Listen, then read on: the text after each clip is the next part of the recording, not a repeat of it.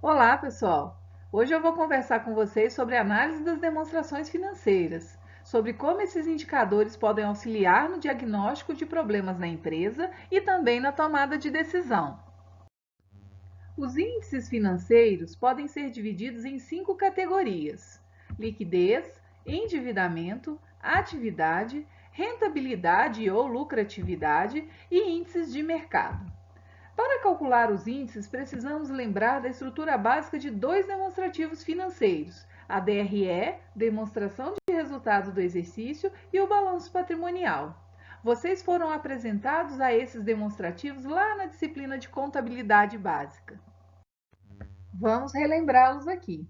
O balanço patrimonial é o documento que reflete a situação financeira da empresa em determinado momento, geralmente o final de cada ano. Ele é dividido em ativo circulante, ativo não circulante, passivo não circulante e patrimônio líquido.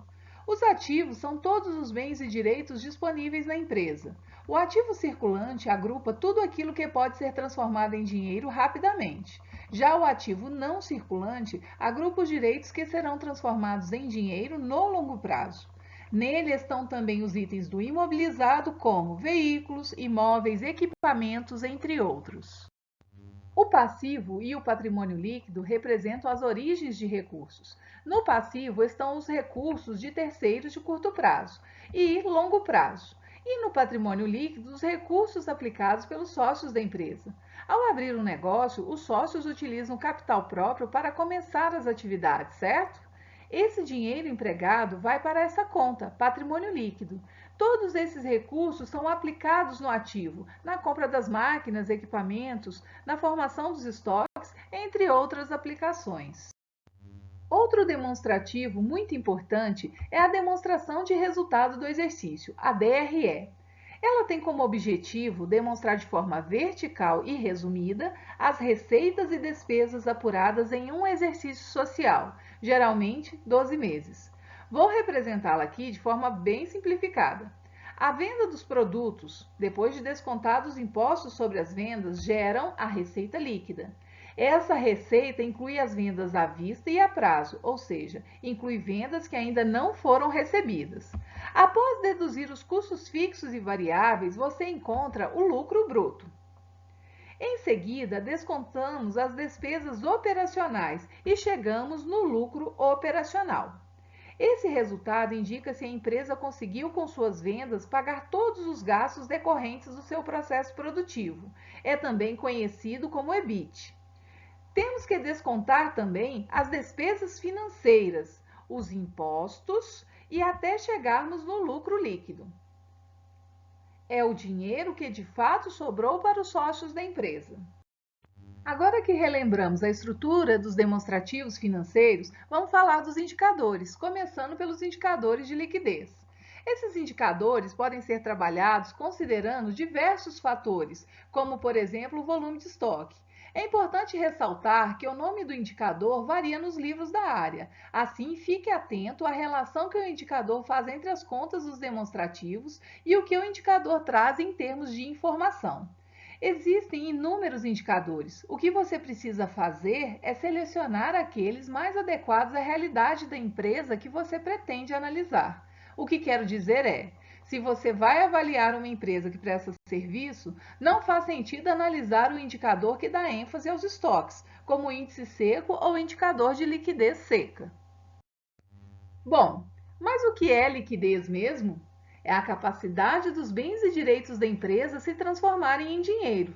Exemplo: a empresa recebe as vendas a prazo, de forma que consiga pagar as contas dentro do prazo, pagando em dia, ou seja, sem atrasos.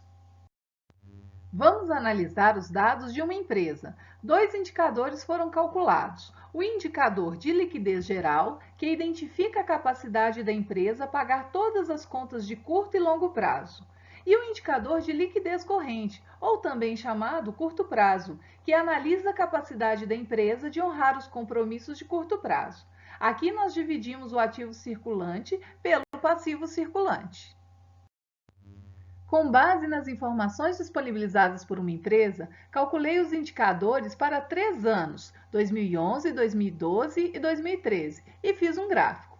Observe que a barra superior, em tom cinza mais escuro, representa a liquidez corrente, e a outra barra, a liquidez geral. Com base nesse gráfico, como você entende que está a liquidez da empresa? Imagino que você esteja verificando se os indicadores são superiores a 1, um padrão muito divulgado nos livros para dar um parâmetro para o leitor. Mas não podemos tomar como verdade que quanto maior o indicador de liquidez, melhor. Por quê? Porque essas análises têm sempre que considerar as especificidades de cada empresa. Um indicador de liquidez muito alto indica que tem ficado muito dinheiro parado, e esse dinheiro poderia ser aplicado e gerar mais resultados para a empresa. É possível verificar que a liquidez corrente da empresa foi superior a 1 em todos os anos, demonstrando que a empresa possui recursos para honrar suas dívidas de curto prazo. Quando olhamos as barras da liquidez geral, é possível verificar uma diminuição desse indicador ao longo do tempo, reduzindo abaixo de 1 nos anos de 2012 e 2013. Bom, se a liquidez corrente apresentou pouca variação nesse mesmo período, qual pode ter sido o motivo da liquidez geral ter reduzido? Antes de te dar essa resposta, eu vou te dar uma dica de análise. Quando se analisa os indicadores, é importante prestar atenção nas contas que compõem o indicador. Por exemplo, a liquidez geral, que nós queremos analisar, porque nós vimos que a liquidez geral ela reduziu significativamente. Vamos avaliar quais contas compõem a liquidez geral. Nós temos o ativo circulante, dividido pelo passivo circulante, e também as contas de longo prazo. Se a empresa não teve mudança significativa na sua liquidez corrente, nas suas contas de curto prazo, nós podemos supor, fazer as suposições de que a empresa pode ser que ela tenha ampliado as suas dívidas de longo prazo. Nós vamos verificar se isso é verdade por meio da análise dos indicadores de endividamento. Então, vamos lá, vamos calcular os indicadores de endividamento e verificar se essa suposição ela é verdadeira. Bom, primeiro vamos conhecer ou relembrar os indicadores de endividamento. O primeiro, chamado aqui de endividamento, também recebe o nome de participação do capital de terceiros. Esse indicador permite verificar o quanto a empresa tem de capital de terceiros na composição da sua estrutura. É a divisão das dívidas de curto prazo, passivo circulante, e das dívidas de longo prazo, passivo não circulante, pelo ativo total da empresa. Bom, daí vem a pergunta: qual a estrutura adequada de capital de uma empresa? É melhor ter mais capital próprio ou capital de terceiros investidos na empresa? O que vocês acham? Posso dizer para vocês que não existe uma receita, como a de um bolo, que todos podem repetir para obter o mesmo resultado. O capital de terceiros é importante para a empresa conseguir alavancar seus negócios. Os malefícios existem quando não se busca condições atrativas de crédito, quando a empresa precisa de capital de terceiros para o giro do negócio, entre outras situações. É lógico que se a empresa apresentar um comprometimento muito elevado dos ativos com dívidas, o nível de risco também será bem maior. Por exemplo, risco de caírem as receitas em um determinado período e a empresa não conseguir pagar as dívidas, o que pode levá-la à falência. Vou falar também do indicador chamado composição do endividamento. Esse indicador permite verificar se a empresa possui mais dívidas no curto ou no longo prazo. Quanto maior esse indicador, maior o volume de dívidas de curto prazo da empresa frente ao total de dívidas. Assim, ele permite verificar a necessidade da empresa em manter ou aumentar o seu volume de recebimentos, girar mais rapidamente os estoques para conseguir caixa e pagar os compromissos de curto prazo. Quanto menor for esse indicador, maior a folga financeira, ou seja, o tempo para a empresa gerar caixa e quitar as dívidas. Temos também o indicador de cobertura de juros, que permite avaliar a capacidade da empresa de honrar os compromissos de pagamentos de juros com instituições financeiras, por exemplo, que concedem crédito para a empresa. É dado pela divisão do EBIT pelas despesas que a empresa tem com juros a pagar. O EBIT é a sigla do termo em inglês Earnings Before Interest and Taxes, que na nossa estrutura da DRE é o mesmo que lucro antes dos juros e do imposto de renda. Aqui está o modelo simplificado da DRE para você se relembrar onde ficam essas contas. As despesas com juros estarão discriminadas nas despesas financeiras da empresa. Você se lembra da empresa que analisamos os indicadores de liquidez e fizemos a suposição de que a liquidez geral provavelmente tinha reduzido em função do aumento das dívidas de longo prazo? Vamos então descobrir se nossa suposição inicial estava correta, avaliando os indicadores de endividamento dessa mesma maneira. Aqui está o gráfico dos índices de endividamento da empresa.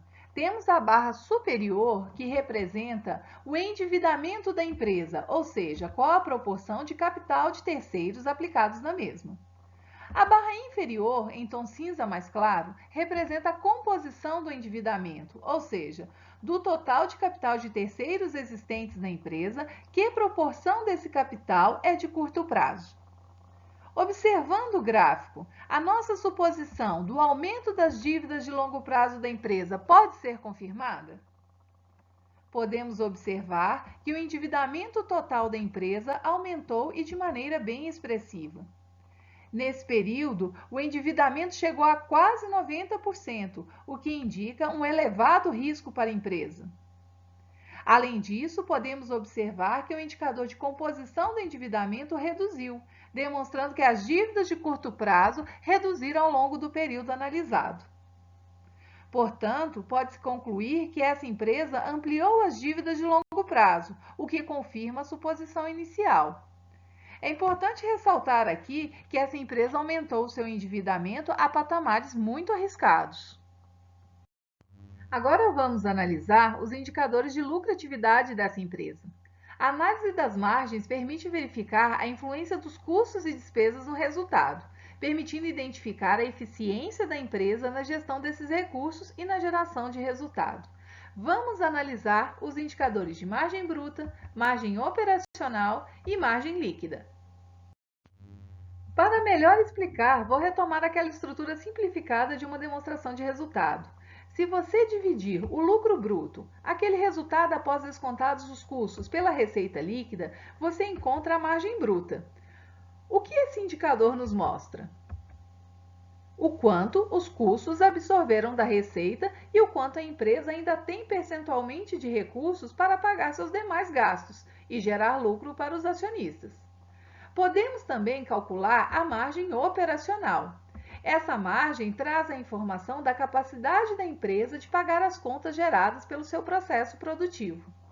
Para conseguir vender, a empresa teve uma série de gastos associados à sua atividade fim, que são os custos e as despesas. O próprio nome já diz, margem operacional. O operacional ligado às atividades fim da empresa, às operações da empresa. Assim, a margem operacional é calculada dividindo o lucro operacional, também conhecido como EBIT, pela receita líquida.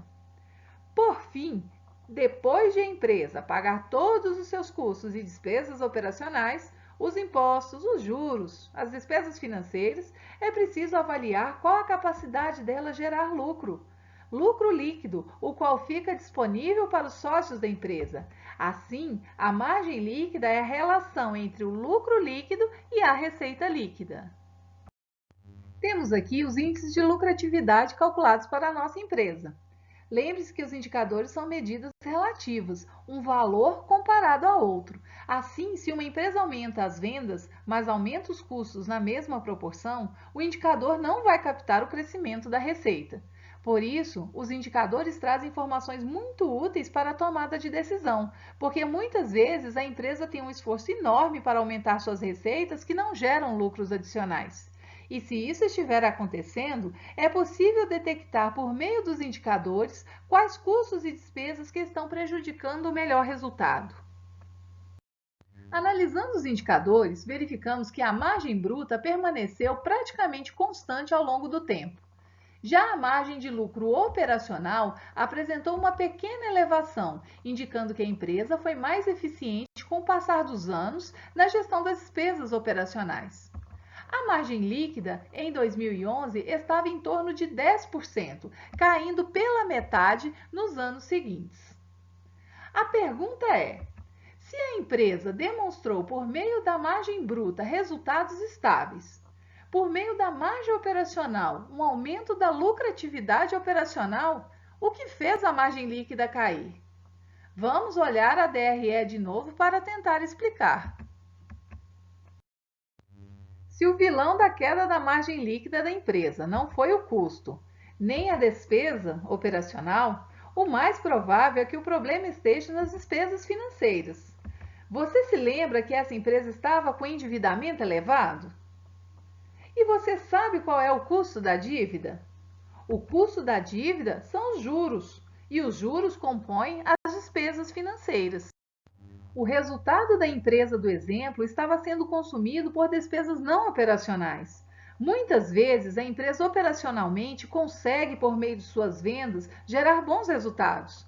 No entanto, a falta de organização e planejamento no uso do capital de terceiros faz com que o resultado não fique para o dono da empresa e seja consumido nas despesas financeiras que não são operacionais. É comum na literatura encontrarmos os indicadores separados como de lucratividade e rentabilidade, sendo os de lucratividade aqueles que trabalham somente com as contas da DRE e os de rentabilidade aqueles que relacionam as contas da DRE e do balanço patrimonial. Outros livros trazem esses indicadores no mesmo grupo. Aqui vou apresentar dois indicadores amplamente utilizados quando se fala em análise da rentabilidade das empresas. O primeiro é o ROA, retorno sobre o ativo. Esse indicador permite avaliar a capacidade do negócio gerar valor, ou seja, qual a capacidade de todos os recursos que a empresa possui de gerar lucro.